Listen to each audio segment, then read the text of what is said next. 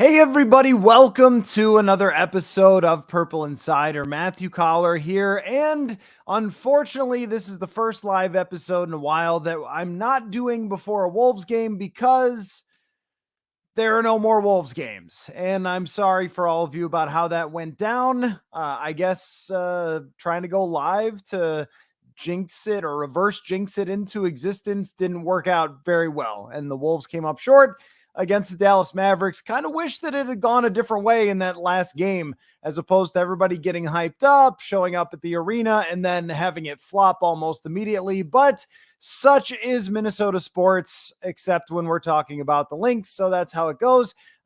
Vikings fans very familiar with games just like that.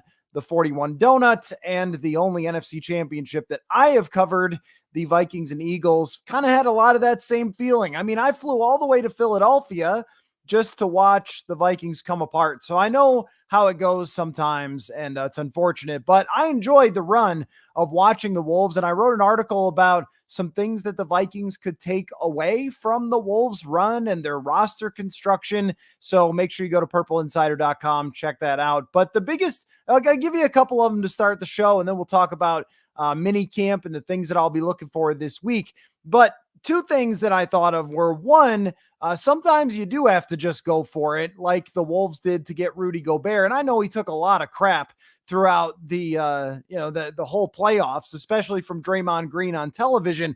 But I don't know how any team could get anywhere without every once in a while trying to go out and get the final piece to what they have. Now, I don't think that it's completely applicable to the Vikings with Dallas Turner. Like, I understand that comparison with moving up to try to get a great player, but I think it's actually on the way at some point where the Vikings will have to do something a little more aggressive down the road, whether it's overspend on a free agent, make a trade, something like that, when they do reach that point. But I think the Wolves identified when it was the right time that they could take the next step and be a championship contender. And they were. And in most of those games, they were very close and could have gone either way and proved to be a legit contender. But they waited until it was really time to push that button and go all in. So I think the Vikings will get to a point somewhere along the line, maybe by the end of this year, where they go into next offseason saying, all right, let's give out that crazy contract to whatever free agent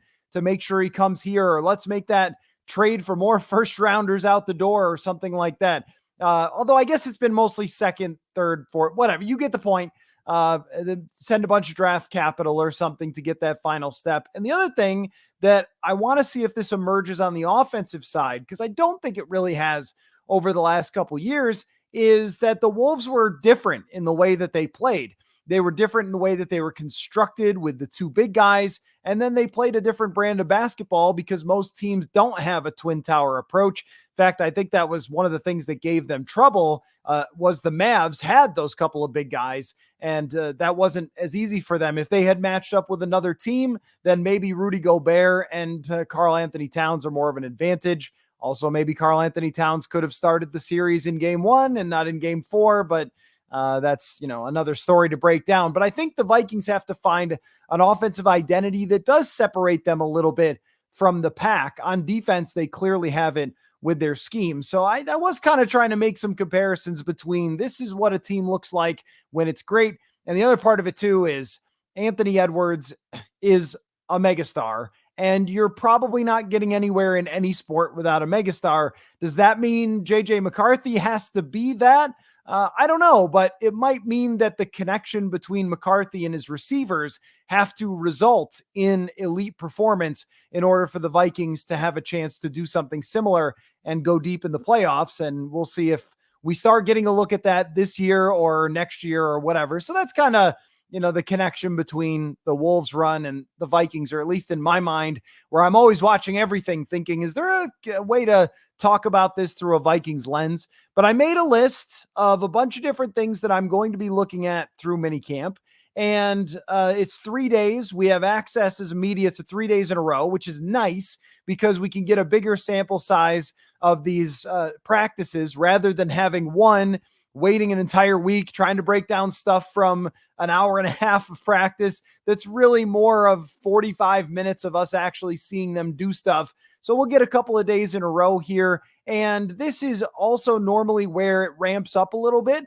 Intensity wise, the practice has usually more 11 on 11 type of reps. And so we get a look at what the lineup might be, or at least the starting point before training camp. I've always viewed it as the last information that we get before we go into that desert of a stretch where we try to have fun on the show, and it won't be stopping, and we'll have a lot of conversations throughout June and July. But this is our last real look at new information about the team, and we form kind of where we feel about them now. And then all of that changes when we go through the preseason and training camp and all that. But, a significant part of the offseason from my perspective. So I'll give you my list, and then I'm happy to answer any comments, questions that any of you have. And we can talk as long as you want, because we don't have a tip-off to get to, although my wife is on TV broadcasting Lynx later on this evening. So I don't want to go deep into the night. I want to see the Lynx game, but I did want to, we can extend it a little bit more if we're having a good time here. So let me start out. Of course, the number one thing on the list is Justin Jefferson's contract situation. And this could be resolved by tomorrow for all we know, or it could be resolved 5 days before the season. We're still in a holding pattern with this, but if there was a time to do it, it would be now, because then he wouldn't have to be fined, and the Vikings wouldn't have to have that conversation about, how do we get him on the same page with the quarterback? When is he going to be here? Then you can avoid the rumors throughout the next 6 weeks or so and into training camp and all that. I'm not sure that they care all that much about that, or as much as all of you guys and myself do. But as far as getting the contract done, it's really more about getting him here, getting him on the same page, updating him on what changes have been made to the offense, although I wouldn't be surprised if some information has been exchanged with Justin Jefferson as it pertains to that, even though he has not been at OTAs. And is he going to be there if he doesn't sign the contract? So we're going to have some movement on this no matter what. It's either he signs the contract and then we all have the snarkiest conversation that you've heard in a long time from me about rumors and the whole contract situation and all that sort of stuff. And then, of course, we can call it a day with the offseason. Once they get that done, we could say mission accomplished for the offseason of 2024. They got their new quarterback. They moved on from Cousins. They rebuilt major parts of the defense and signed Jefferson. When that happens, that will mean that the offseason sort of comes to an end there, and we can begin training camp with no major drama. If Jefferson shows up without a contract, then does not, perform in any way out on the field, kind of a hold-in type of thing, well, that's notable as well, because it would be a sign of good faith from Justin Jefferson that he showed up to have presumably more contract talks with the Vikings. I know he's not doing it. It's his agent that's doing it, but it would be a good sign to say, hey, I'm here, just like he did last year, although I think he actually practiced last year. It would be a bad idea for him to practice this year, but one of those good faith signs. I'm ready to stay with this team and negotiate. I feel like things are going in the right way, but I'm not going to get out there and practice till we resolve this. That's another possibility. And then, of course, the frustrating possibility is if he does not show up at all and doesn't have a contract by Tuesday, is the first day that we're out there for minicamp. And if that does not happen, then it's still not time to panic. It would, though, make a lot more headlines if he doesn't show up for minicamp and doesn't have a contract extension. And I was going back and looking at the dates where a lot of Vikings in the past had signed their extensions, and whether it was Stephon Diggs, I think the only one that I found that was very early was Eric Kendricks, but Delvin Cook, Stephon Diggs, I think Kyle Rudolph was kind of around this time before we got into training camp. He had signed an extension, but it's not that often that the Vikings have signed players to extensions even this early in the offseason. Usually it does come at the beginning of training camp. Sometimes it happens, but normally that's been the case. I'm sure that they are pining to get this done with Jefferson so they can have him at practice, be ready for training camp, all set to go, no distractions. Everybody's good with the quarterbacks and all that sort of thing. If he does not sign, though, not the end of the world. If he doesn't show up, not the end of the world. Doesn't mean that he's traded. Doesn't mean that, all the rumors of this, that, or the other thing turned out to be true. It just means that this isn't in a place yet where they're ready to sign. And it means that they're going to need a deadline to make a deal. So clearly everyone would prefer that they get the deal done right now. And then we don't have to talk about this anymore. And we can just discuss what the offense is going to look like with Jefferson, Addison, and Sam Darnold or JJ McCarthy. So either way, there will be some type of thing that happens that we're going to be talking about regarding Justin Jefferson's contract. So that's number one on the list, naturally. Number two is JJ McCarthy's reps.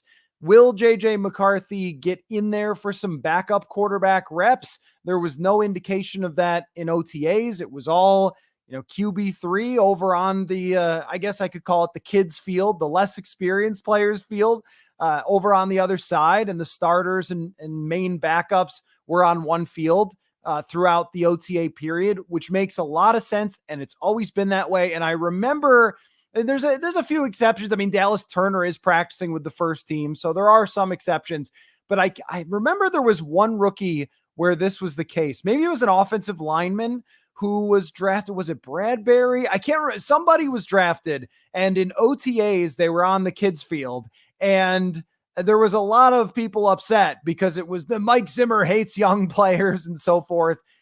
Usually there's a little more learning going on the other side and a little more patience and a slower pace, as opposed to the starters who should pretty much have it locked in or are starting to get it locked in with only a few questions. They're not having to teach them how to throw certain route combinations and things like that. And you see the comfort that Sam Darnold has had out at these practices, getting up to the line of scrimmage, setting everybody up, and then dropping back and throwing the ball, where the operation's been a little more joggy with JJ McCarthy. But now he's had a few weeks. He's comfortable in a purple jersey, and so is he, or, in practice they wear red jerseys, but is he going to get a little more opportunity here? And if he does, then my thought will be that this competition is kind of on to start training camp. If he's still not taking reps ahead of Nick Mullins, or it doesn't appear that way through 3, then my thought will be more like, okay, they are playing with extreme caution here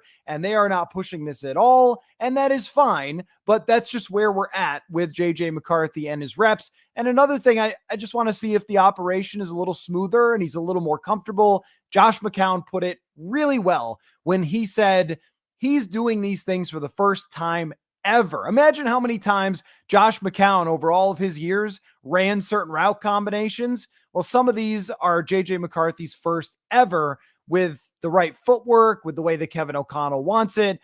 So, giving him time is totally fine. It's just if he makes progress and looks like he's going to be in the mix on a daily basis, even to start training camp, that would be good.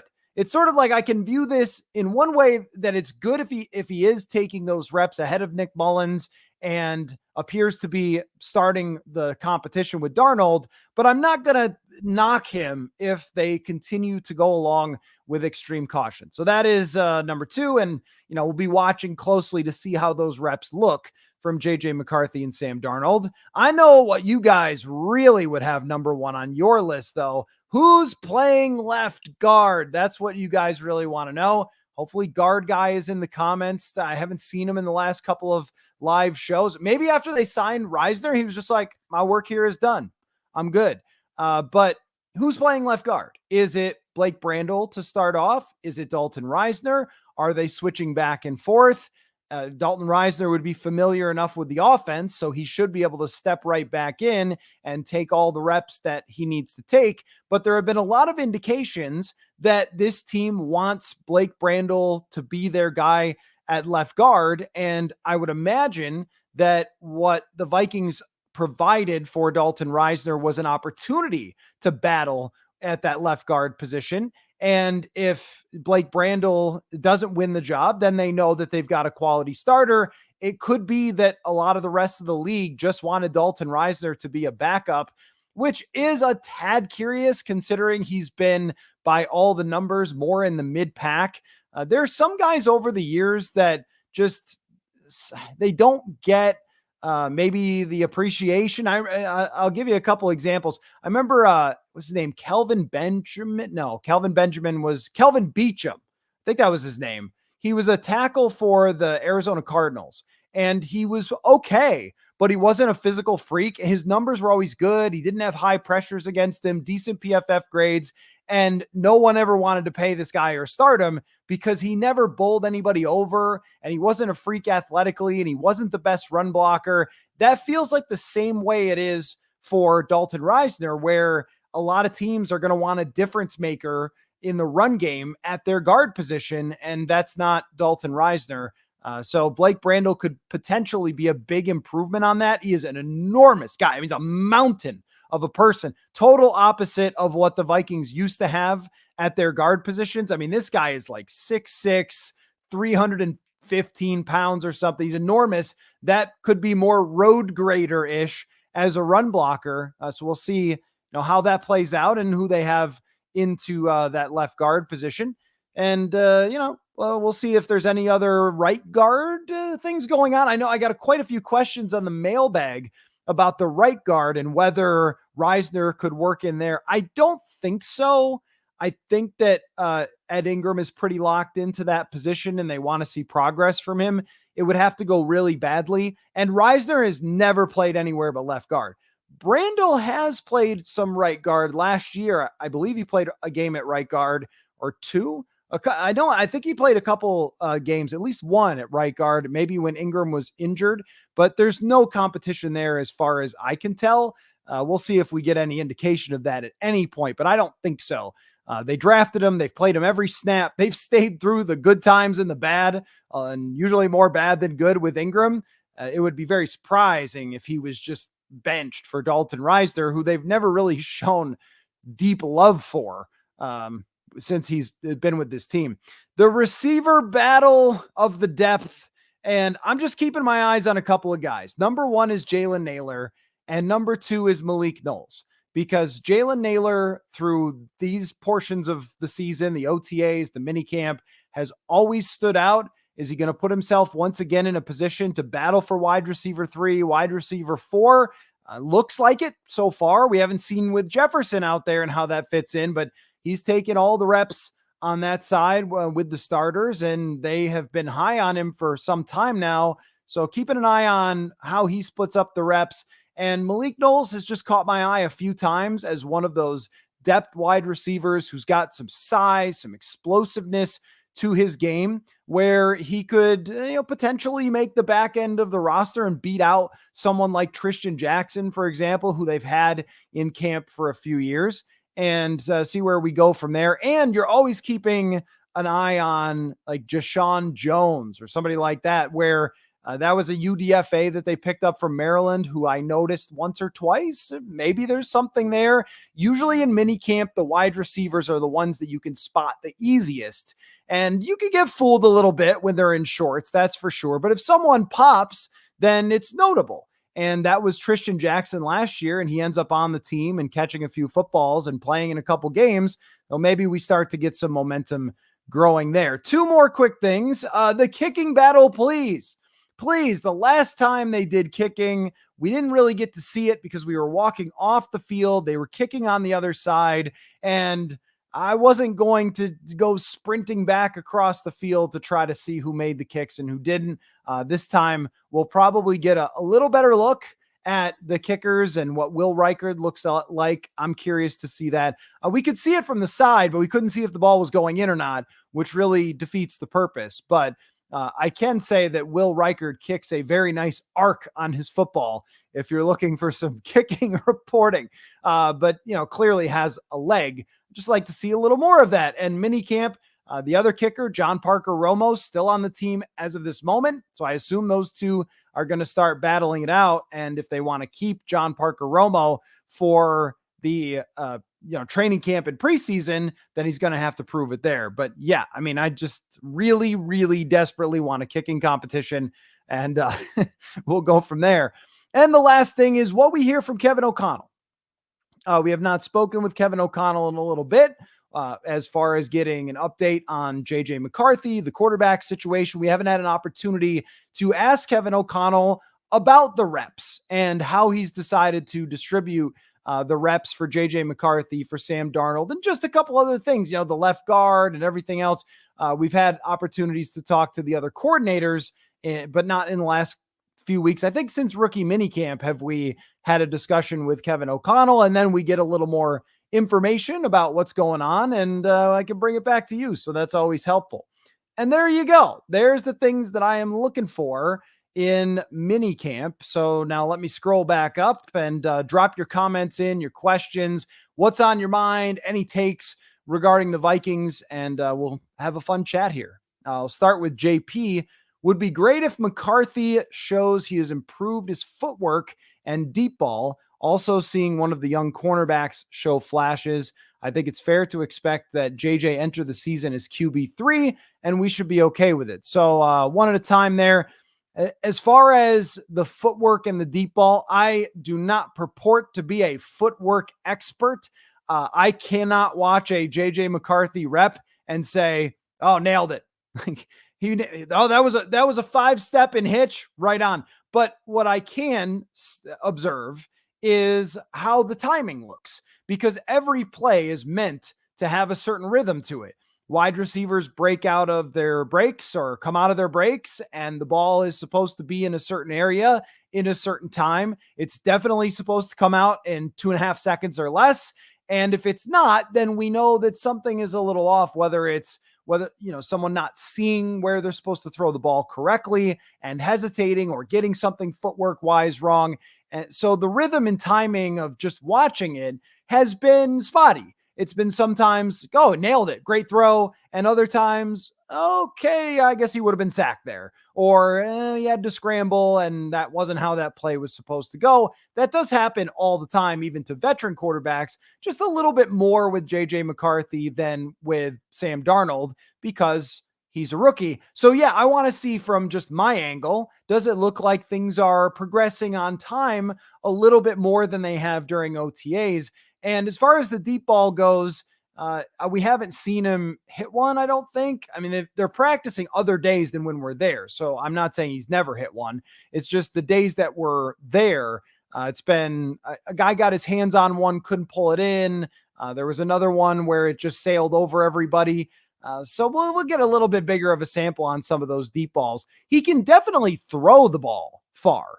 It just comes down to putting it in the right spot and really putting the right arc on it. I think, I'm not 100% sure because I'm not down on the field, but I think that that's what Josh McCown was working on with his quarterbacks before practice last week, when we were watching them go through some deep ball stuff, and McCown was out there playing wide receiver, run around like a kid out there. But he did play receiver in a game, which I think I want to do a story about at some point. Maybe someone will beat me to it, or it's already been done, but he did actually appear in a game as a wide receiver for the Lions one time, and I want to ask him about that. But so he's out there catching the ball, and it looked to me like they were working on, if you're going to throw this spot this many yards away, 45 yards down the field, here's the arc you're looking for on the ball for it to travel, because they weren't like whipping it line drives. They were trying to, it looked like, put touch on the football. And with him and Darnold throwing them, they came out easy. They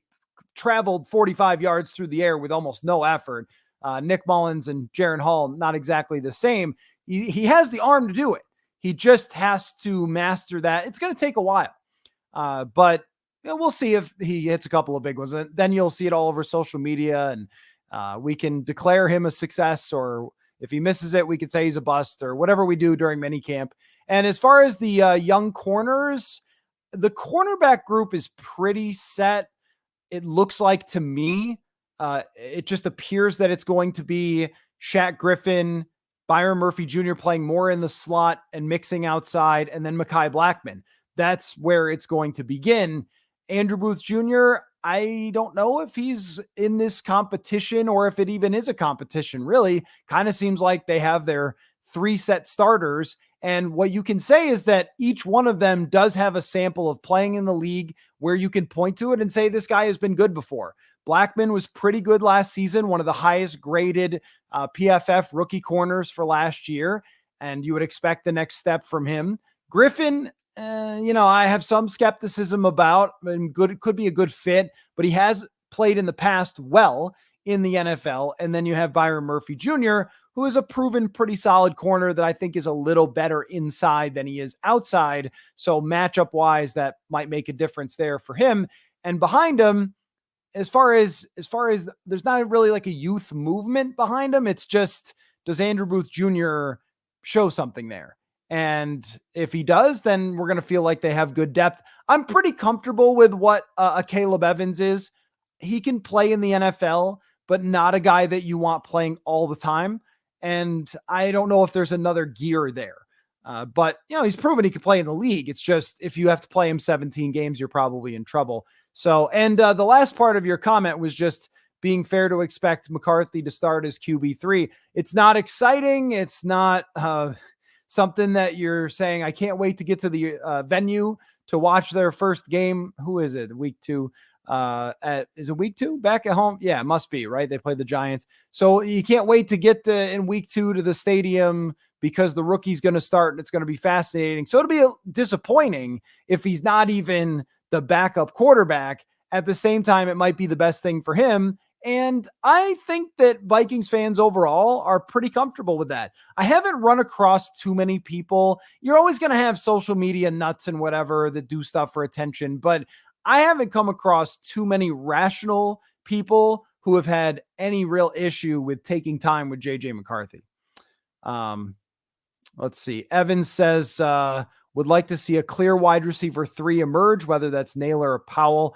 At this moment, and these things will emerge really much later in the training camp portion where we'll be more sure. So I don't think in mini camp we would be really locked into who could be wide receiver 3 or 4. It's just, what does it look like for Naylor, because he's the guy that's more interesting since he was a draft pick and he's shown some flashes, but just has had some bad luck. As of right now, though, Brandon Powell is definitely wide receiver 3. The way he performed last year when he had a chance at that role and how much the coaching staff raves about him every time anybody ever talks about Powell. He's a good route runner. He's got good hands. He can make plays here or there. I mean, he's a pretty solid slot type of player, but I don't know if you want to ask him to do too much on the outside, pure route running or deep balls or something like that, which might mean a little more mix and match. I mean, sometimes in the NFL, it's not like Madden or fantasy wide receiver 1, 2, 3. It's more of, this is what your strength is, so we're going to put you in the game to do that versus, someone else. I'm assuming this is my friend David Zalfaro. If it is, Dave, what's up, man? I know Dave was the most excited guy in the world about JJ McCarthy coming to the Vikings. Dave says, recognizing it's early in camp and the process, has McCarthy shown the ability to layer the football in practice so far? I'll hang up and listen. Well, let's catch up soon, Dave. I appreciate it, man. Not really. No, I don't think so. It's these things. They're not going to really show themselves over a couple of weeks in OTAs. It's such a learning process, and maybe we'll see a little more of it in minicamp. Maybe there will be a play or two that sticks out where he has to do that as opposed to firing fastballs. It's mostly looked like fastballs to me, which is okay for now because that's something they're going to be working on all the time. You likely need more fast reps in order to do that. It's 3/4 speed is the way. I mean, guys are running fast. They're NFL players, but it doesn't really look full speed, full intensity during OTAs. That ramps up a bit during minicamp. So if he makes some throws like that, that would be, I think, progress to see it. It's really going to be in training camp. And I know I'm saying that a lot, but it's just the facts that in training camp, when they got the pads on and when they're really running the plays and there's some intensity there, that's when, pulling the trigger on something that's a 20-yard throw behind linebackers where you have to put it up over them Will be interesting to see if JJ McCarthy starts to develop that. But I guarantee after every one of these practices, that's what he's working on, is these certain types of throws. And O'Connell said something along the line of having kind of numbers for the throws. It's a 1 throw, 2 throw, 3, like 1 is a rocket and 3 is a balloon and 2 is touch. I don't know if that's the number system, but the one he's got to work on is that number 2, put a little touch on it type of throw. I guess again, I don't know the exact number system that quarterbacks use. I think everybody calls it like a 1, 2, 3 or whatever, but having different clubs in the bag is another way to look at it. And we just haven't seen that club a lot from him in college or in these practices, but we'll have to, keep an eye on just how that comes along as we go forward. Daniel says Jefferson hold in like Hawkinson possible. Yes, it is. It is possible. Definitely. I could see that with this mini camp, even showing up, being there. A couple years ago, it was Daniil Hunter who came to, was it mini camp and just walked around, or maybe he had just redone his deal. I can't remember the detail there. But even if you just are there and you're going to the meetings and maybe even the walkthroughs, but not participating in the fast stuff, that is hold in-ish. And it's a good idea these days. I mean, you don't lose $100,000. Everybody's kind of unhappy, but also kind of happy. We're happy you're here. We're unhappy you don't have your deal yet and you're not practicing, but it's better than nothing. And if I were advising Justin Jefferson, I would say, hey, if you don't have your deal done, do a little hold in action is a sign of you wanting to get the deal done and that you think you're going to be a part of this team. When you do the entire no-show and hold out, it just causes a firestorm. I mean, if somebody's there and they're not doing as much, it's, oh, okay, all right, we're coming along here. If someone's a complete no-show, then it's a huge headline everywhere. Jefferson's no-showing. Will they trade him, et cetera, et cetera. Maybe in his best interest to do that. Although, we very well could be doing an emergency podcast soon talking about his extension. So we'll have to see how that plays out. JP says, I'll be curious to hear how Brandel versus Reisner's situation plays out. And yeah, the only way we can really look at that is just by who's in there practicing, because there's no real hitting of each other at the moment. So I can't say he looks great. He looks large. They're offensive linemen. But if it's entirely Brandel with the first team, that's notable for sure. That tells us that that's what they want to be the outcome, is Blake Brandel to win that job. If they're doing every other rep, you're with the first team, I'm second team, and then switch, well, then we've got ourselves a left guard competition. And what more could we ask for than that? Jay Jizza says, is there a top number that you have in mind for Jefferson? Is there a limit, or does the number not matter in your opinion? Well, yeah, I mean, the number matters. I'm not going to $40 million a year, so I would put a cap on it there. The number that I have had in my brain since the salary cap went up, so last year it would have been closer to 30, and now it's going to be like 34 because the cap went up, and that is how it goes. I have 34 in mind as the number.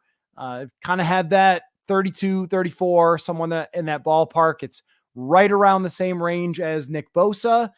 Something similar as far as the structure would make a lot of sense.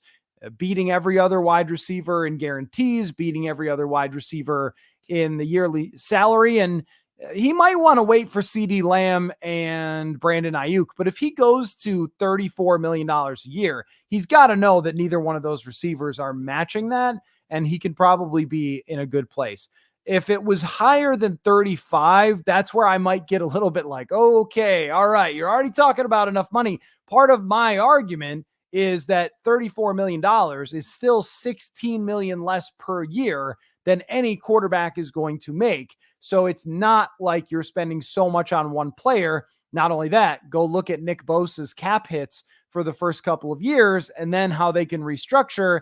And you'll see it's really funny. I mean, AJ Brown is making $32 million per year on his contract, yet none of his cap hits are $32 million. It's all below that or can be restructured down to that. But, I've made that point many times. Of course, it's just that with Jefferson, there is a threshold where it would be difficult to hide the money under the couch cushions. Evans says, curious to see how KOC is balancing both Darnold and JJ adjusting to a new offense. Yeah, I mean, that's the thing with Darnold. We've mostly said, yeah, it looks all right. But I do want to hear from Kevin O'Connell about what he thinks about this.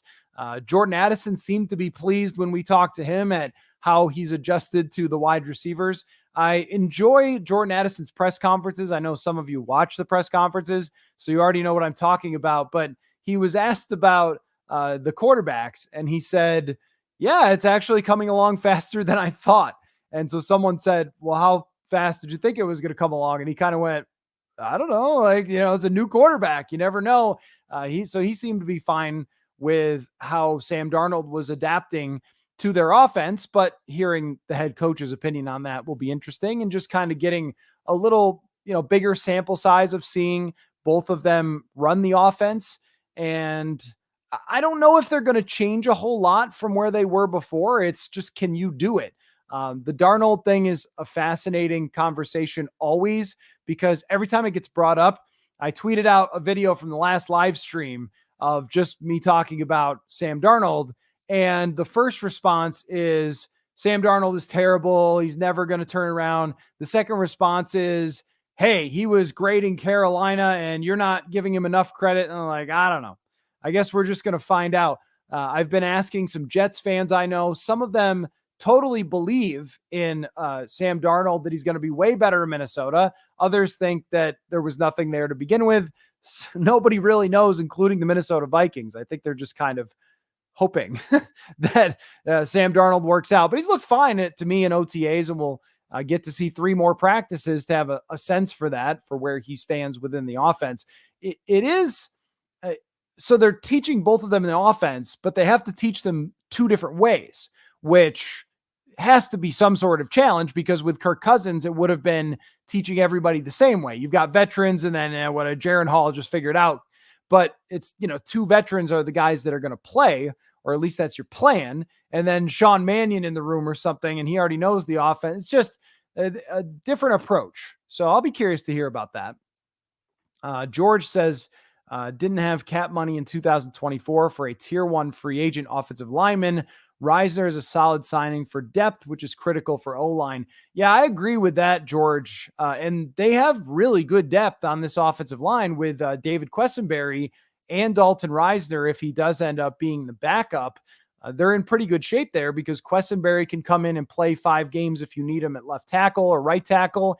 And Reisner, as we know, can be a competent starter. But with 17 games now, there couldn't be any teams in the league that had their entire offensive line together for the entire time. So those veteran backups that are journeymen, those guys have a little more value than they used to. I also was totally fine with them bringing back Dalton Reisner. When you look at the free agents, you either would have had to spend a lot of money or look for someone who's just not good at all in their previous history. They also have Dan Feeney as well. He's played in the league, hasn't had a lot of success, but he's at least got experience. But if you're talking about, and they've had to do this before in the past, throwing in guys that are barely in the NFL, or like the Drew Samia thing, a draft pick that was way in over his head and never had any chance right from the outset, that they don't want to be doing that. I think Kevin O'Connell recognizes that having depth at each position is going to be vital, because it is a weak link type of thing. And if you go from, hey, we feel okay at all 5 spots, at very least okay. I'm not saying don't be nervous a little bit on the interior, but at least okay, at least pros. And then you drop down to a 6th round draft pick or something, that's a huge drop off. So even, they draft Walter Rouse, but even then there's a veteran in front of him. So maybe eventually he becomes that guy, but backup linemen are going to play for sure. So it's important. Aaron, another friend. What's up, Aaron? Good to see you, buddy. Says, fascinated to see Matt Daniels approach the new kickoff rules. Pat McAfee discussing how teams could replace the kickoff specialist with players more suited to defend. So I already know, I don't know if I should reveal this, which guy would be the one to consider for the kickoff role. There is a Viking player. Maybe this could be like a trivia if somebody can guess who this is. There is a Viking player who has kicked off. He's a linebacker linebacker, I think I just gave away too much, who has kicked off before in the league, who actually you can go to YouTube and find his kickoffs. So they do have someone on because he was playing for Philadelphia and they got a kicker hurt. Jake Elliott got hurt in the game and he kicked off for a few games. Now, what is his name? They just signed him. Someone's going to have to help me with his name.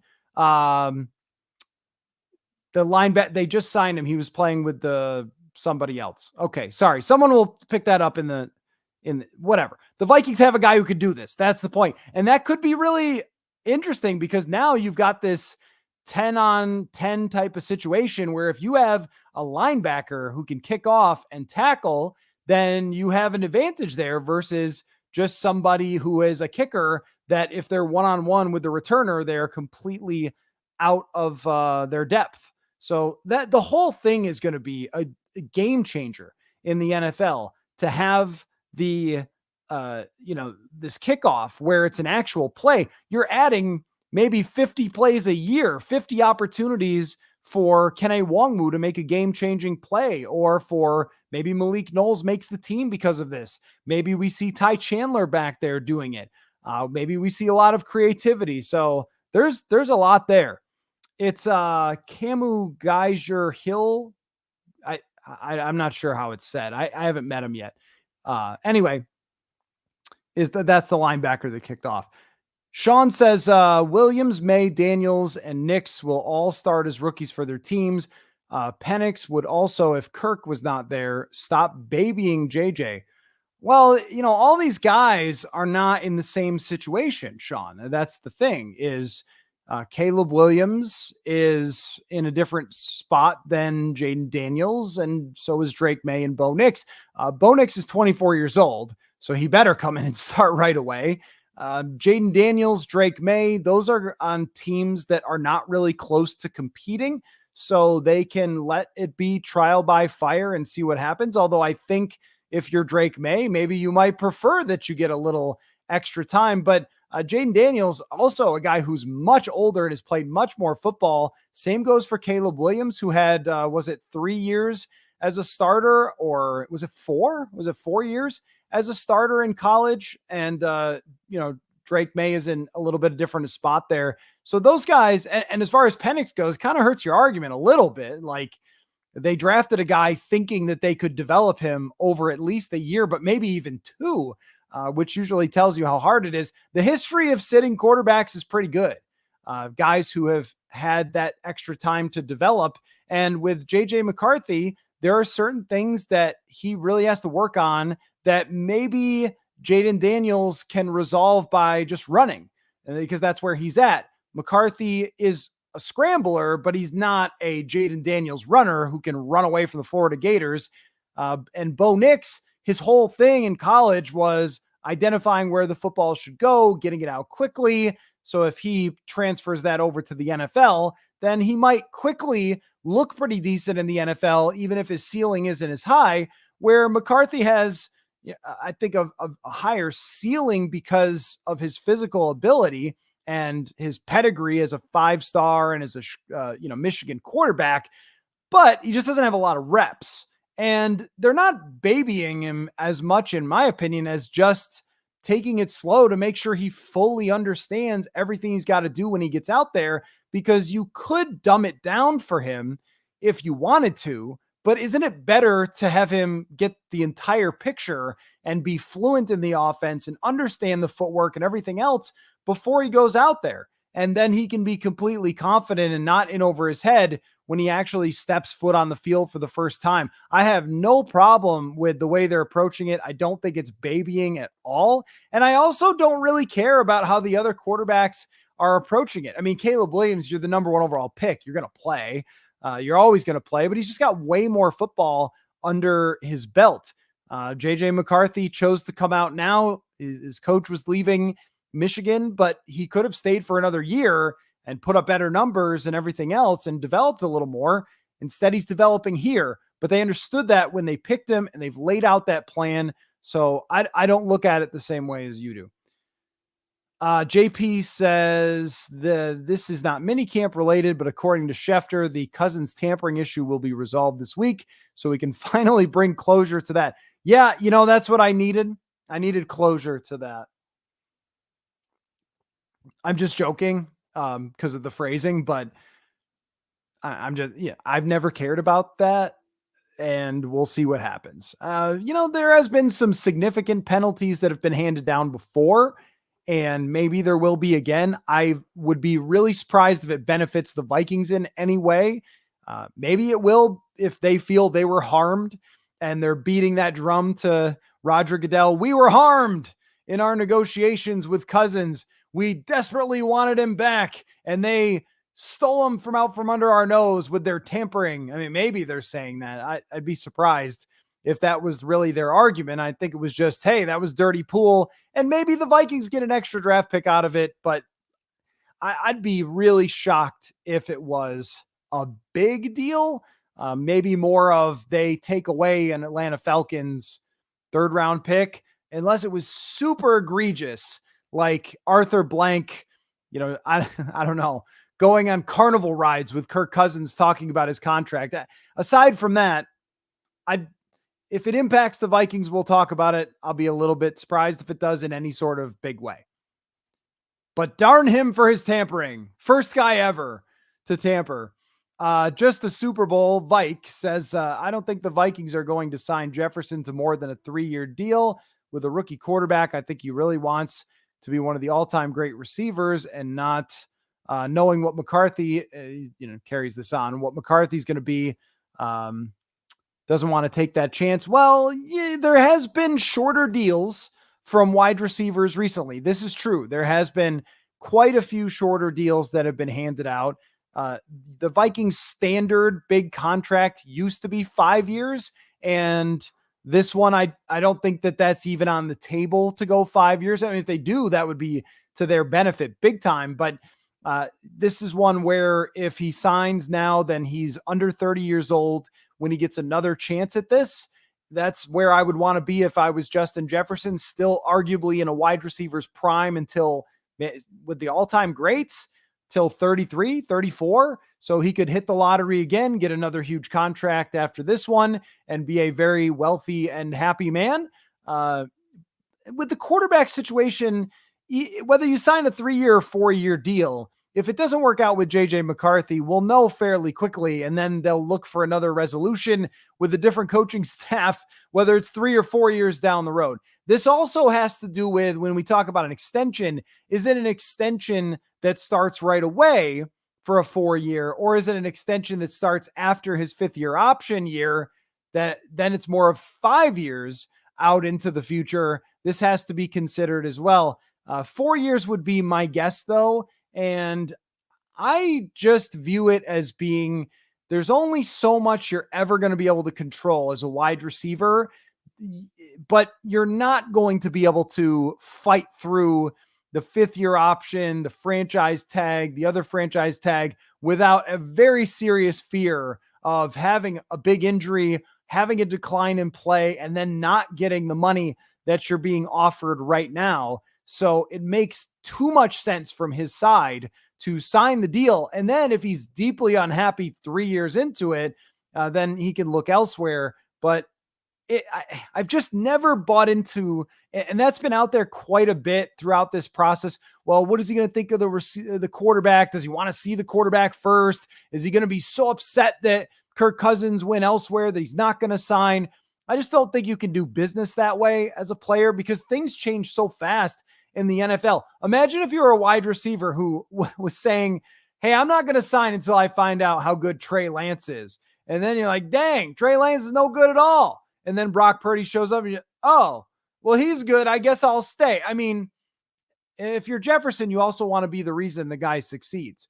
What they did, though, is they went and got somebody who's won a lot and is very talented to replace Kirk Cousins. You can't really control much else.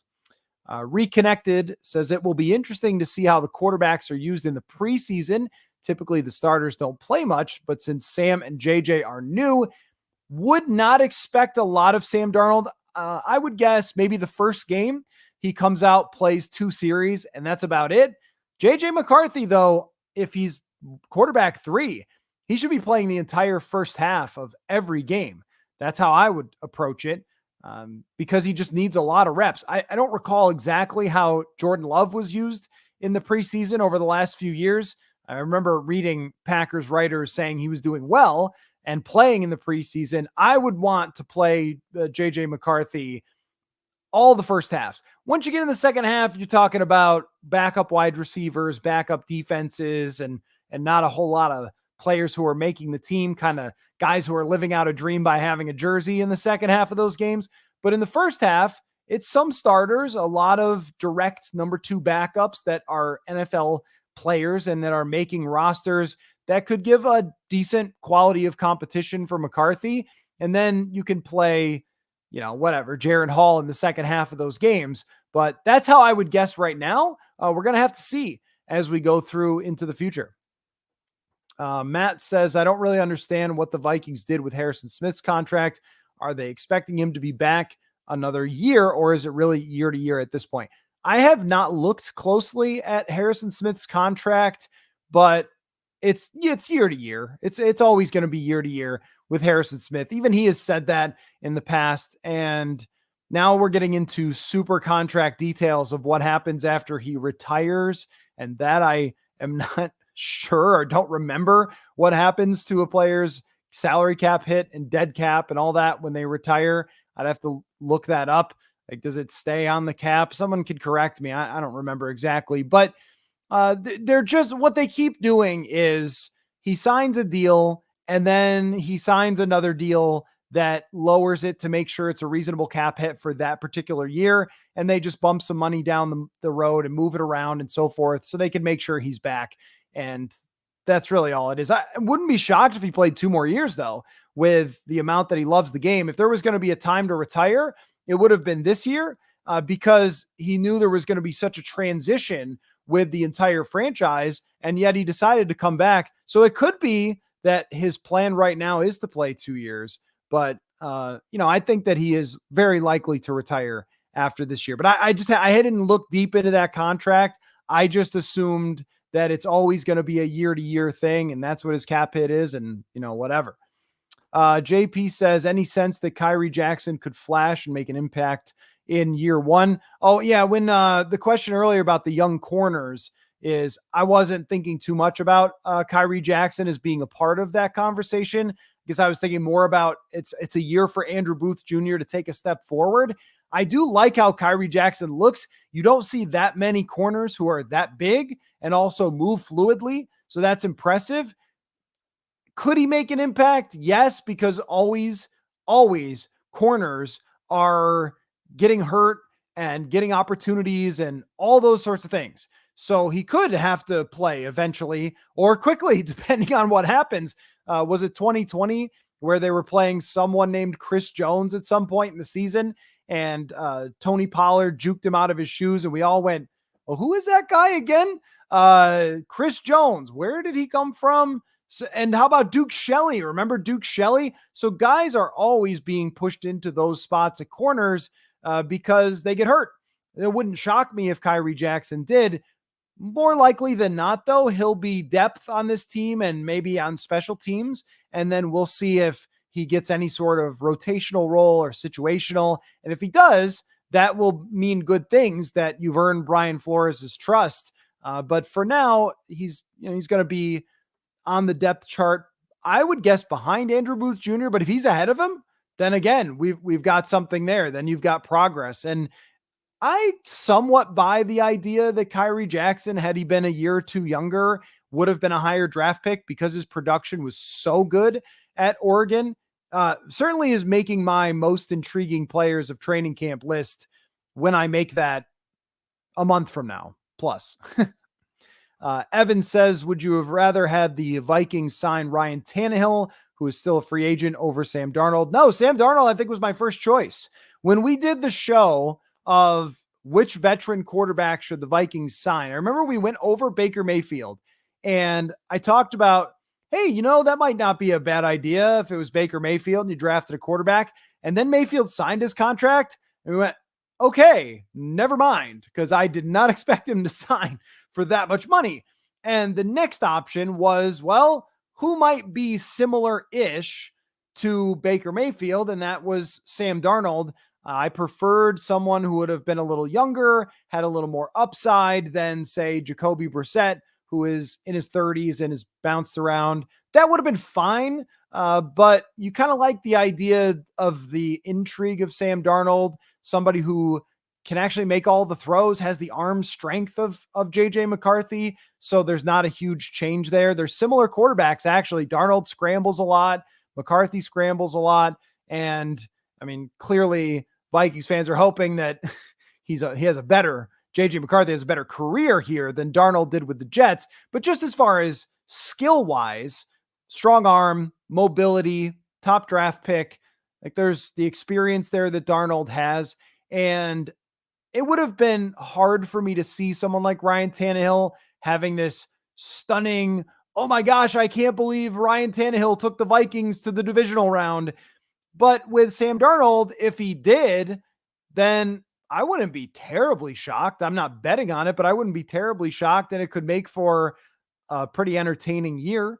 So easily Sam Darnold, and health is a big issue too, because what you don't want, and maybe this is what happened in Chicago, I think it did, was Chicago wanted Andy Dalton to play, and then they had to put in Justin Fields really fast because Andy Dalton got hurt. I believe that's what happened. And then, it just kind of devolved from there. You want your guy to be able to play for 6-8 weeks before turning it over to McCarthy, or an entire season if they feel like they're comfortable with that. You don't really want him to play for 2 weeks and then get banged up like with Tannehill. There's just not a lot there left with Ryan Tannehill. And that's my guess for why no NFL team has picked him up so far. He will be signed by the Browns in week 10 after Deshaun Watson gets hurt again. The Don says, I hope JJ, Dallas, and Kyrie all play. They will eventually. We have to be patient with all of them, though. We'll see. I mean, Dallas Turner is the easiest one to play because his position is very similar to what it is in college. Not to say pass rushing doesn't have its nuances, but of all the different positions, which would be the easiest to just plop a guy into the NFL? It's got to be edge rusher. Go get the quarterback. You beat your guy. It's the one-on-one position of the NFL.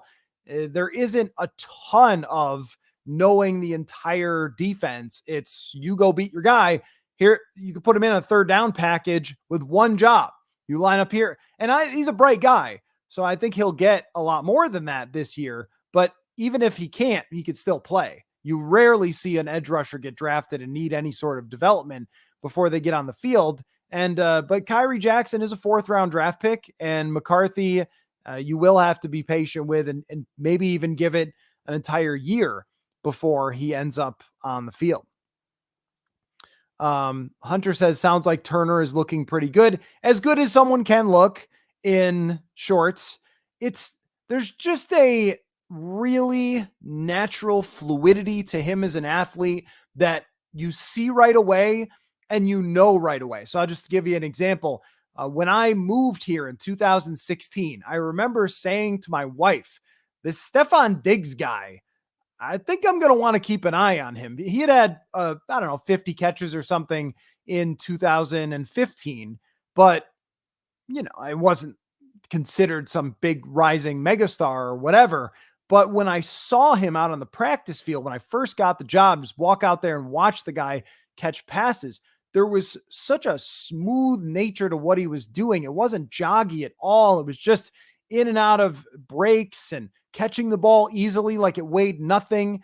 Some guys catch the ball, it kind of looks like, they bobble it a little bit. It bounces in their hands and they bring it in. Even, decent wide receivers. But with Diggs, it was so smooth and easy.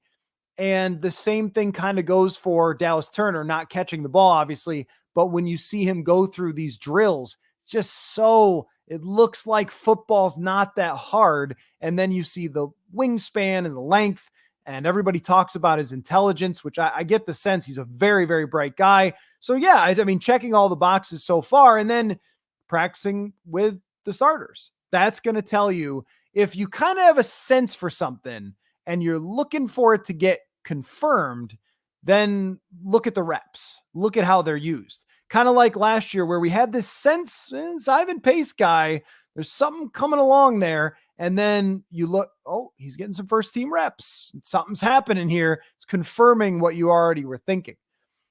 Just a Super Bowl Vikes says, I actually really like Lucky Jackson or N'Keal Harry. N'Keal Harry's going to have a tough time cracking the field. But as far as Lucky Jackson goes, he has made a handful of catches out there in practice.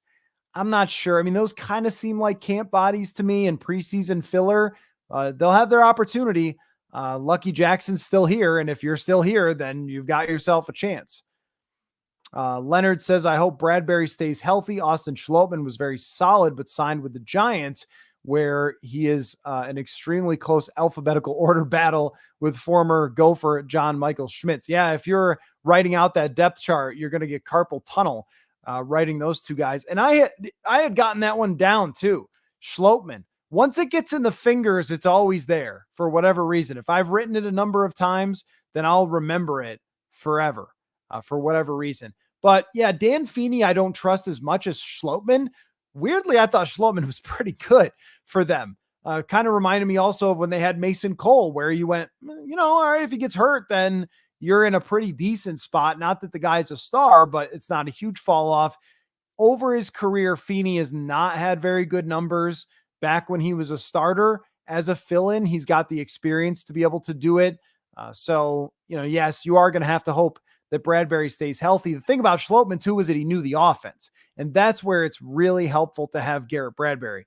It was, you guys were right that it was Camus. Is it Grugier Hill? Camus Grugier Hill. I was trying to think of how his name is pronounced.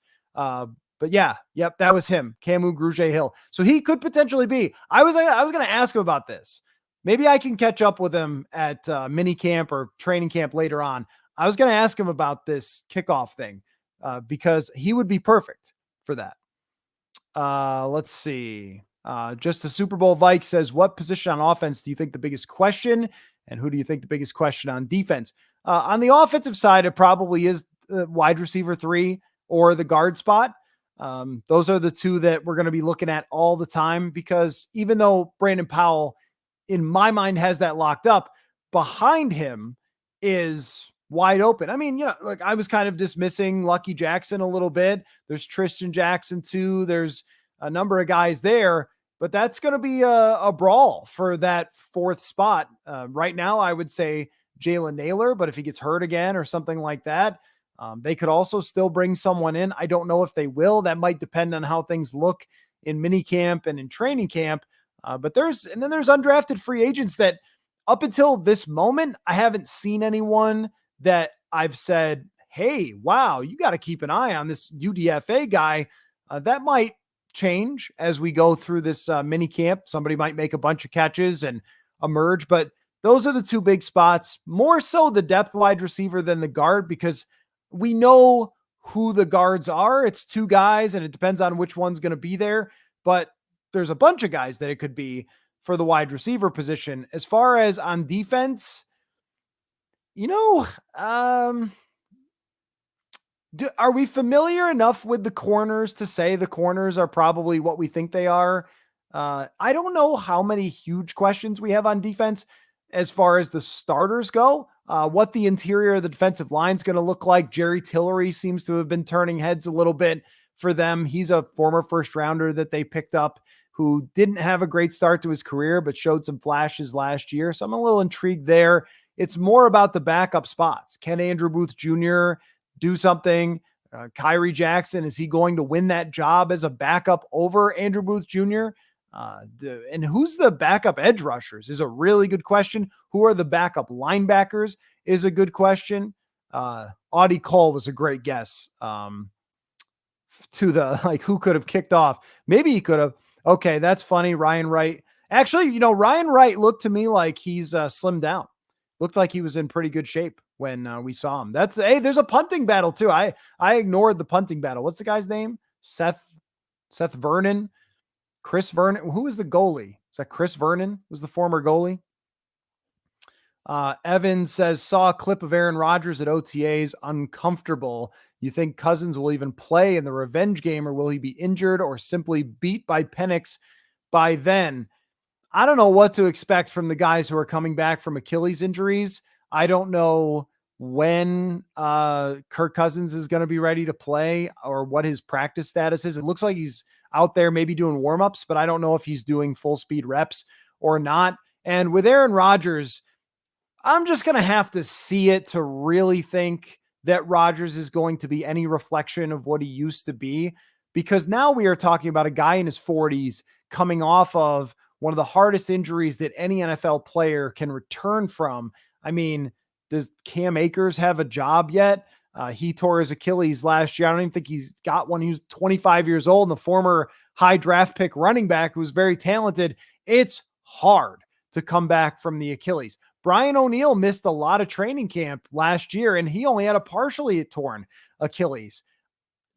As far as Cousins goes, that's another one where the Vikings dodging that risk that could have been out there of bringing back Cousins at a huge price and then having the Achilles go sideways. Both of them are going to play, though. It's just how they're going to play is a really big question for me. I was always concerned about the Cousins thing with the Achilles because he has to drive so much off of his feet. One thing that I really noticed watching these OTA practices about the arm strength of Sam Darnold and of JJ McCarthy is that it just comes out so easy. There isn't like a tennis grunt every time they have to throw the ball down the field. I mean, it's kind of a flick of the wrist for Sam Darnold. And if McCarthy puts his body into it, that ball explodes off of his hand. Where with Kirk Cousins, and again, if either of them has a career like Kirk Cousins at any point, then they will have succeeded big time. So it's not a slight, but it's just to say that the way Cousins generated his velocity was really from torque, from the, whatever this part is, the core, from his legs and down into his feet. Digging into the turf and twisting and letting it rip. Is he going to be able to get that drive off of the back leg the same way? That I'm not really sure. With Rodgers, it's a little different. It was always more arm talent, but does he have the same arm talent that he did 10 years ago? I don't really think so. So, I think there should be major concern about both. And I'll be curious, like you said, if we even do get to those revenge type of games with those guys, or if it's going to be someone else that the Vikings end up facing, because that's what happened last year with Rodgers, where, okay, now he's a Jet. It's the biggest offseason story. 3 plays into the season, it's over. And, those things happen. Mike says many Vikings content producers ask when will JJ start question daily. I don't think that I've been doing that. KOC stated as benchmarks for JJ, and he will not start before they're met. I'm so sick of this question. Oh, Mike, if you're sick of this question, it's going to come up all the time about JJ McCarthy. Well, here's what I would say is that you should embrace this question, because for such a long time, we knew exactly who the quarterback was going to be, and we had a very good idea exactly what the outcomes were going to be. We didn't know how they would win or lose the games, but we knew that they were going to be good and not great. We knew they were going to have awesome moments and moments where Kirk Cousins came up short, got strip sacked, checked down on 4th and 8, whatever it might have been, and that it was always going to bump up against the ceiling. So now what you have is something where it's completely unknown. And we can ask, when is he going to play? What's it going to be like when he does play? How far along does he want to be? I think we can mix that, though, with patience to say, if he's not taking first team reps in minicamp, that's fine. They didn't draft Michael Penix here or Bo Nix, who are 24, and you would think it was weird if they weren't starting. This is a guy who needs development. And those benchmarks you talk about, well, let's see what it looks like in training camp and go forward from there. But I don't think you should tire of asking this question, because it's the most interesting question regarding the franchise is, when does JJ McCarthy get on the field? And we're going to find that out as we go forward here. But that's one you're not going to be able to escape too much, I think. Jens or Jens? I'm not sure the pronunciation. A lot of Scandinavians around here. Maybe you're one of them. says, what is more important, good offensive line or good defensive line? Probably the right answer is yes, but I would say it's defensive line, which I know a lot of people would not be happy with that answer necessarily, but I think that you can get away with a decent offensive line as long as they're competent and you have a quarterback who can move a little and you can survive that. Can you get away with having a meh defensive line? Probably not. Not if you want to be a Super Bowl contender. Almost every Super Bowl contender that's made it recently, at very least, had a superstar on it, like Chris Jones. Most of them were phenomenal defensive lines, like Philadelphia. San Francisco's D line keeps guiding them deep into the playoffs year after year. When you get into the playoffs, I think you have to be nasty on the defensive line. You have to be able to shut down the other team's run game, like Kansas City did against the Baltimore Ravens. You have to be able to pressure the quarterback without sending a bunch of people. I promise you, Brian Flores would much prefer, let's send 3 and we'll get after him. It'll be Lawrence Taylor, Reggie White, and Aaron Donald, and they'll just sack the quarterback themselves. Everyone would do that if they could. Most of the time you can't. With this team, they've improved the pass rush and the D-line, but not to the point where I think they're scary. Maybe a year from now, they could get someone who helps them become scary. On the offensive line, as long as you're not terrible, I've always felt that if you're the top 5, it's a huge advantage to be the top 5. If you're a great offensive line, oh man, nobody wants to face you because it's a huge pain. They can't pressure your quarterback. They can't stop your run game. Drives you crazy.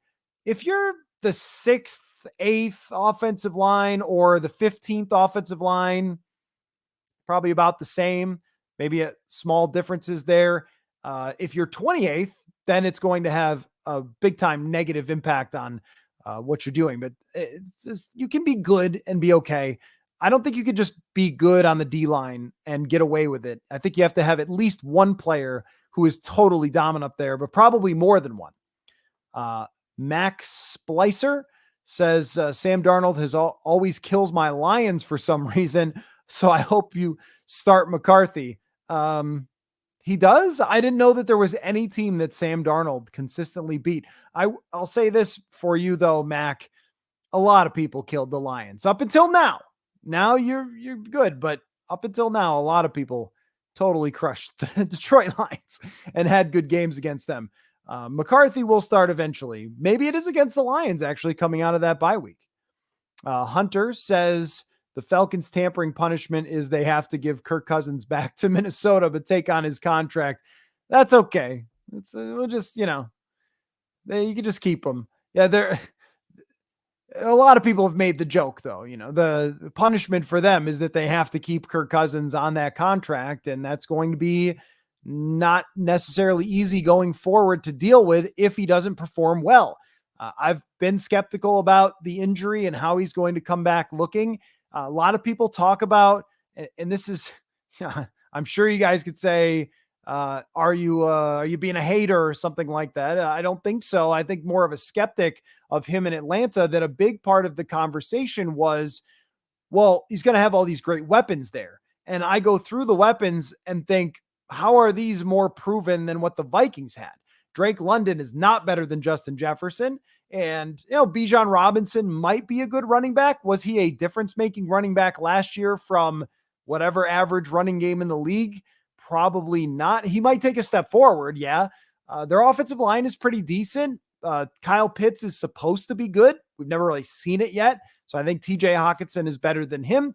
It's a situation that makes sense for him because they have weapons, but it's not demonstratively better than what the Vikings had for him. And that was before he shredded his Achilles. So I am a little bit skeptical about how good that can be. They supposedly have one of the worst schedules or easiest schedules in the league, but that changes the minute everybody gets on the field. We all think we know right now, and the starting point to the ending point of strength of schedule is totally different.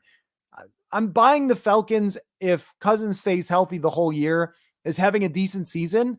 It would not surprise me, though, if it didn't work out, just because of what he's had to go through over the last 6 months or whatever since he tore his Achilles.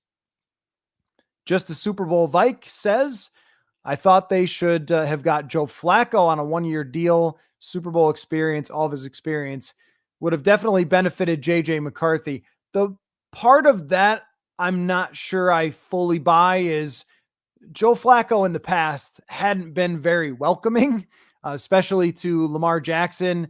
And even with Zach Wilson, I seem to remember something about, Flacco saying it wasn't his job or whatever to develop. And there might be a bit of an overrated nature of that. Like, we just assume that every old veteran is really nice to the rookie. Then there was the story about, what was it? Who was Johnny Manziel talking about? Johnny Manziel was talking about one of the quarterbacks that was a veteran in Cleveland and how condescending the guy was and not helpful. And of course, Johnny Manziel caused most of his own problems. It's just that we can't assume because someone is old that means they'll necessarily be a great trainer to the next guy. They're trying to hang on to their career. They're trying to start.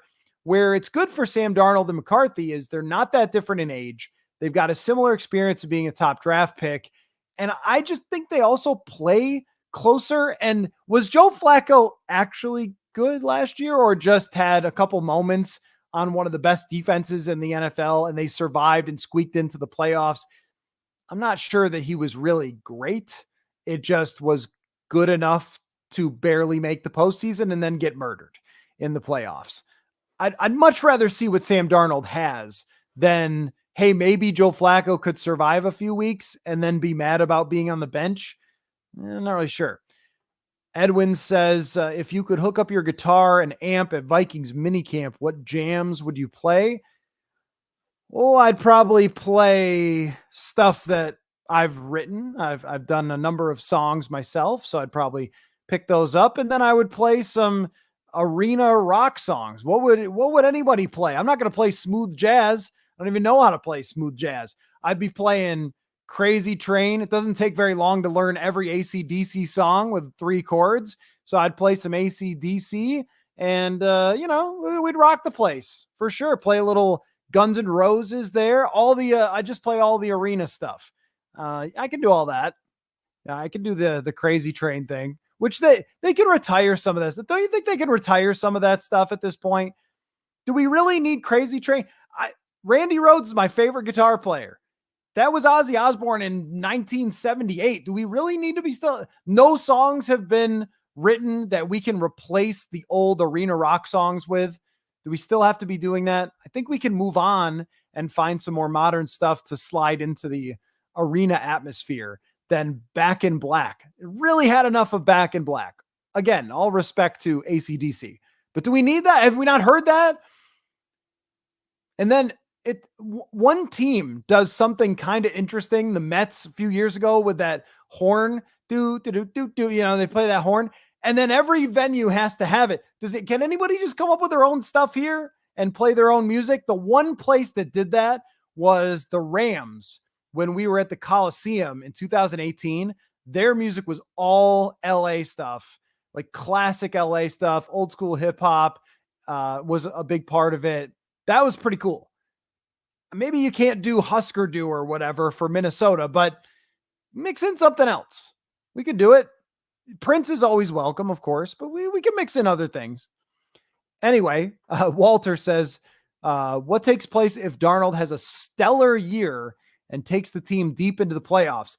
That would be a very uncomfortable situation for them because then you have to pay him.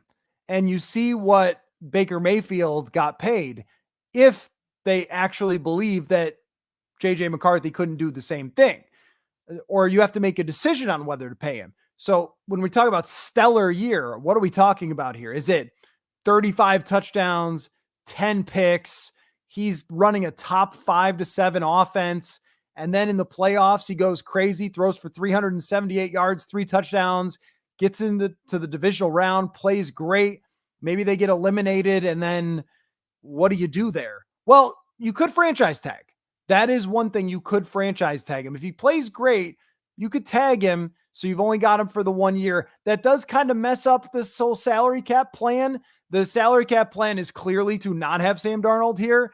That would be my guess if he played that well. If we're talking stellar, but the bar is very high for him to remain a Minnesota Viking for more than 1 year. It would have to be the type of season I laid out, because even if he had Baker Mayfield's season from last year, they're moving on to JJ McCarthy after next season. I think Baker became really loved in Tampa Bay, and they wanted him to come back for the stability of that situation. But was it great? It was good. It was a pretty good offense with Baker Mayfield. But if it's the 12th, 14th best offense with Darnold, they get into the playoffs, they win a playoff game, I still think you're going to JJ McCarthy, unless it is, as you said, stellar.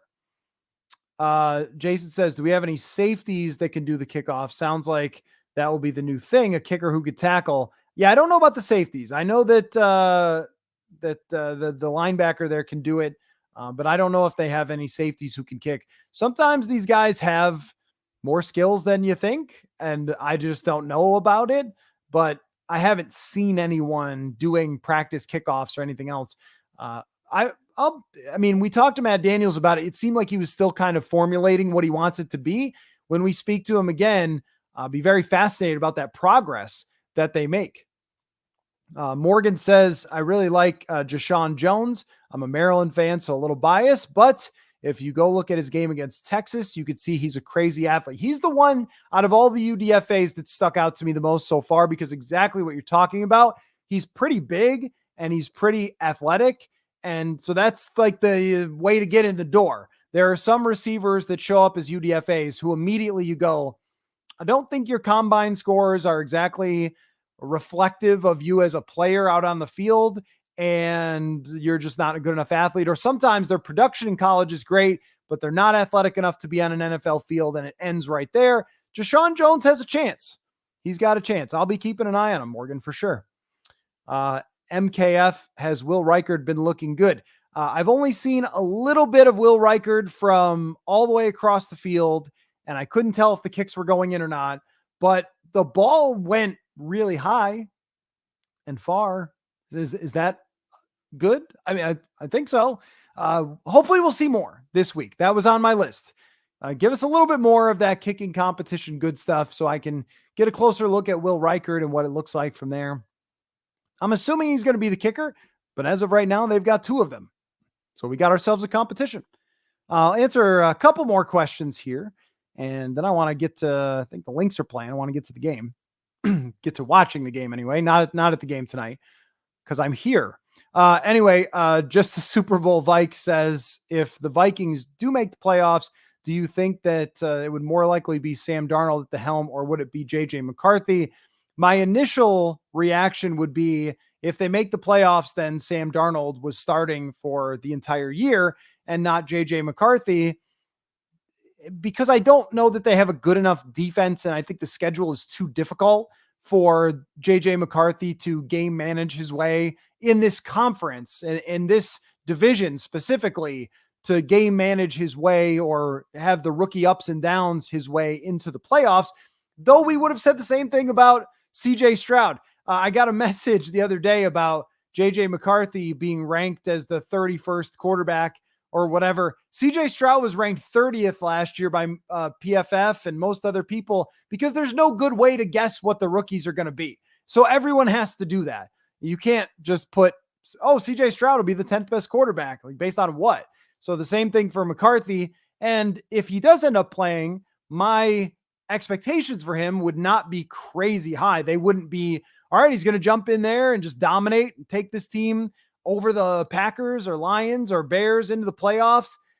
It would be more of Darnold, who I think could have a career resurgence and do a Geno Smith thing and get them into the playoffs at 9-8 and feel pretty good about that. And that would be a good and fun season if they could get a playoff game out of Sam Darnold. That's probably the highest end of that.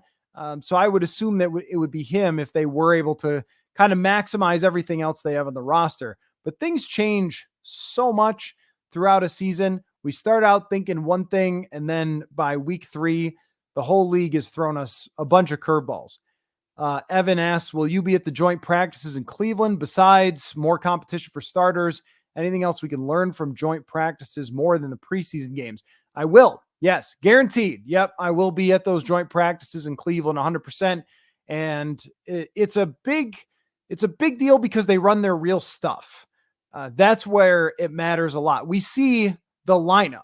Like, that's going to be the lineup for the starters 90%, 100% when they're going against the other team, because Kevin O'Connell puts so much emphasis in those joint practices. So how people perform matters. So the fact that Brandon Powell performed really well in the joint practices last year, that gave him an edge on Jalen Reagor. And now that seems kind of funny, but at the time it was neck and neck throughout that. And the offensive and defensive lines get real work in those. Last year, the Titans kind of beat up the Vikings offensive line a little bit in those joint practices. They're very physical. They're very aggressive. So if somebody's shining in those joint practices, you know who did last year? I think it was Najee Thompson in all the special teams drills, because we even get to see those where they'll have player versus player and they kind of are running and try to get to a bag or something like that, doing these competitive drills. So it is very heated through those entire practices. And we can learn a lot about who they're really buying into, who's standing out, who's making their case for the team. More with Kevin O'Connell than I think when it was it was Brian Hoyer. Yeah, that's good. More with O'Connell than it was with Zimmer. Zimmer cared a lot more about the preseason games. But yes, it was Brian Hoyer who was not super nice to Johnny Manziel. I'm not sure that I would be all that nice to Johnny Manziel either. Even Randy Rhodes hits the like button. Yeah, that would be appreciated for sure. If you guys are watching, you enjoy the show, there's going to be a lot of these shows where I chat with you guys, because there won't be tons of new news coming in. And I also don't love to have a ton of guests in the summertime, the desert between the end of minicamp and the start of training camp, because I always ask so much of my friends on the beat, Andrew Kramer, Ben Gessling, Alec Lewis will be on the show this week. Supposed to have Dave Campbell as well from the Associated Press, Kevin Seifert. I always ask so much of those guys during the season and training camp that, I kind of want to back off a little bit during their summertime. So that means lots of you. So if you're enjoying this, keep joining, subscribe, like, set notifications, whatever anyone's supposed to do. And if you really want to support Purple Insider, go to purpleinsider.com and check out the newsletter there. It's daily articles that come right into your inbox. So I got something tomorrow coming on Jordan Addison and Ivan Pace and the step forward they have to make. So make sure you do that. If you're opening the door for me to give a little self-promotion, then, probably going to do it. All right, real quick. Freedom Thinker 1984 says, didn't you say Seth Vernon looked better than Ryan Wright? I think Will Raggets may have said that. I wasn't watching the punters personally, but I think Will said that. Seth Vernon he's a huge guy too, and he's really in shape. I think he was a wide receiver a little bit in college. But that is a real battle, I believe, as of this moment, that it is a real battle for the punting position, because Matt Daniels did not really talk around it that they were not happy with Ryan Wright last year. And he called it a sophomore slump, but if you're a punter, you don't get too many times to slump. Will, last question of the day. Will says, any thoughts on Jaquelin Roy this season, breakout year 2? I will be keeping an eye on Jaquelin Roy. There should be opportunity to win spots on the defensive line. They didn't sign anyone that would make me say, oh, he's going to be an odd man out. He's got heavy hands, if you will. He makes an impact when he pushes people back. He had a few times where he got toward the quarterback last year in practices and in preseason. Didn't see a ton of them in the regular season, got banged up, but I am interested in Jaquelin Roy for sure. He's a guy I'm going to keep an eye on. So thanks, guys. Great chat. We'll definitely do it again. Maybe even tomorrow. We'll see. And we'll also see if we got some breaking news tomorrow, if Justin Jefferson may sign, and then we'll go from there. So I appreciate everybody taking the time to watch/listen, and keep your eye on the channel. We'll have a lot more coming. We'll see ya. Football.